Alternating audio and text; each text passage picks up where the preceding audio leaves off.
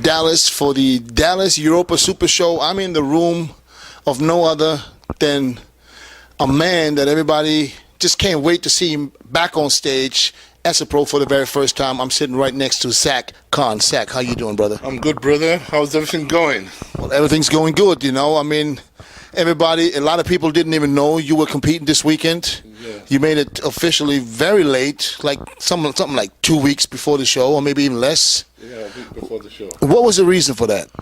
The main reason was I was training hard anyway. I was training hard, but I was doing a lot of traveling. So I got to the point where I thought, I am going to enter the show, probably a late qualifier, in the year, but see what happens.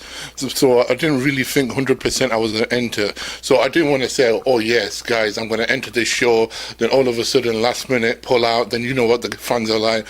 Oh, he's never going to compete. He's not going to do nothing. I thought, you know what? I'll just put my head down, aim for the show, see what happens. And week by week, things were going great. Like I didn't have no stress. Nobody was talking about me. And I thought coming into a first show, I don't need all that attention, you know what I mean?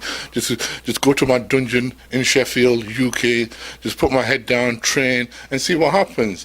And things were going great, and then got to the point where I told Nutrex I'm thinking about entering the show, and they said that Larissa might be entering the Dallas show, and why don't you enter the same show as her? So I thought, yeah, that's a good idea. Why not? So here I am today. So here we are in Dallas, and everybody is just anticipating Zack Khan on the pro stage. Everybody knows you one of the big boys in the game. You've been big probably since you're born. But the sheer size that you bring to the table, and we saw when you won the British Grand Prix, the British Nationals, when you got your pro card, and ever since then, everybody was ready to see Zack Khan on the pro stage. What had to be postponed due to a terrible freak accident, basically, you had in the gym. Talk to us about that. Yeah, basically, got my pro card, traveling the world. Went to Pittsburgh Pro. I was on stage with Jay Cutler, Ronnie Coleman, Phil Heath, Dennis Wolf, all the main guys, Kai Green, Branch Warren. It was unreal.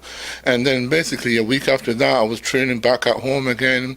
I don't know whether it was due to so much traveling or whatever. People said that, I'm probably lifting too much heavy weights.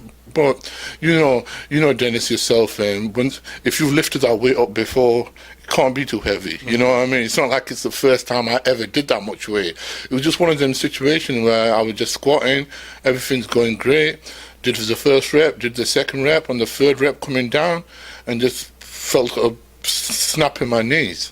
And then all of a sudden, the other knee went at the same time, like 3 seconds apart. Because you probably shifted the weight to one side and then snapped the other one. Yeah, if it wasn't for my training partners, I would have done more damage, because I fell forward onto my ankle and nearly twisted it, and that could have broken even more. So I don't want to even think about that. Yeah, you're lucky you had somebody there, because you probably still be under that machine now. Yeah, definitely. So the funny thing about it was when my mate, I told him, phone the hospital up that I've done something really bad, and he told the ambulance driver that, oh, this guy is a big guy. He's 300 pounds, 20 stone, so make sure there's a couple of you to come and pick him up.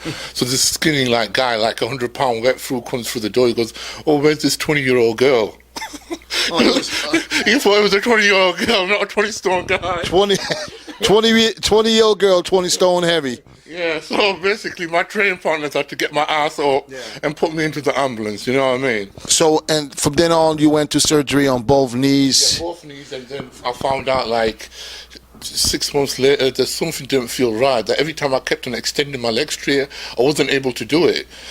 So due to the fact that, as you know, that you probably don't know, when you snap a tendon, it gets longer than normal. So when they have to reattach it, they have to cut a bit off so it comes back tight. They didn't do that? No, so basically when I was just straightening my legs, I only could do it that much instead of straight. So I had an MRI scan done privately, and they said to me, yeah, your right knee, the tendon's been elongated, and the right knee is only being attached by 10%, somehow half of the tendon is just hanging off. So they go, we can't operate on both of them at the same time, so we can do one now, and then we can do the other one 6 months time after that. So you've got one good leg to walk on. So I had to go through that situation again, being in a cast for 3 months, and then doing the rehab process again, and then waiting, then doing the other leg. So a lot of people said to me like, "Oh, why is it taking you so long to get back on stage?" They don't realize I had 5 operations, and it's only been my first time 6 months.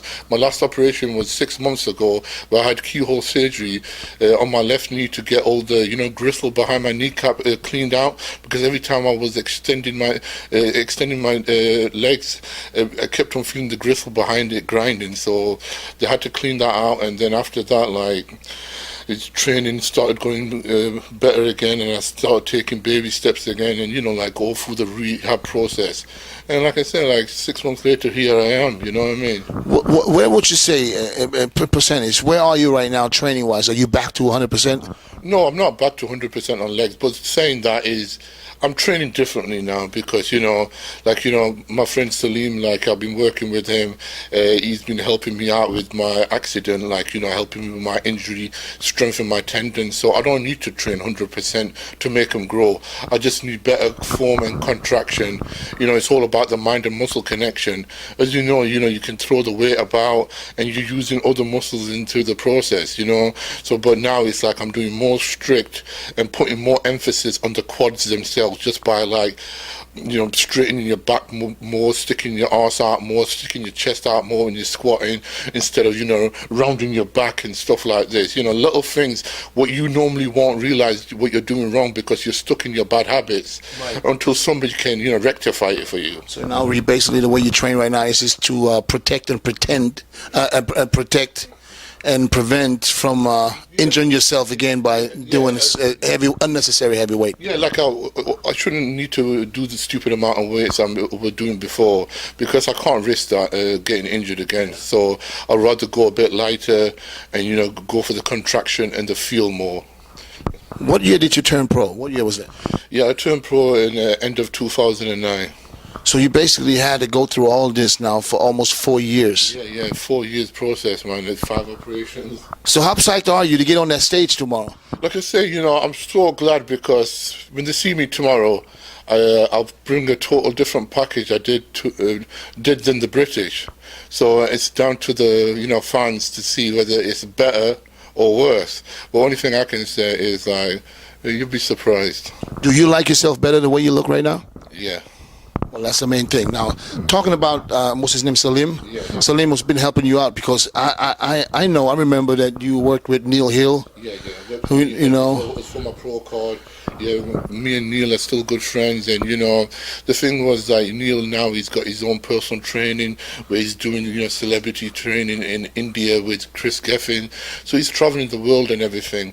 So basically, me and Salim just started talking, and he offered me his help to get me healed up. So so since then we just became good friends, and and we've been just bouncing ideas off each other, and and things have been working great. So I just thought, he said to me, you should aim for the show, put something in your mind that you want to go for, so you've got that fear factor in you, so you're training for something, not just cruising around in the gym, in autopilots. Let's go for this show and see what happens. If I don't feel like you look good enough and you're not going to do yourself any justice, then we'll just pull out. Right. End of the day, like I say, I want to bring the best package for you possible, not just for your fans. The fans can wait.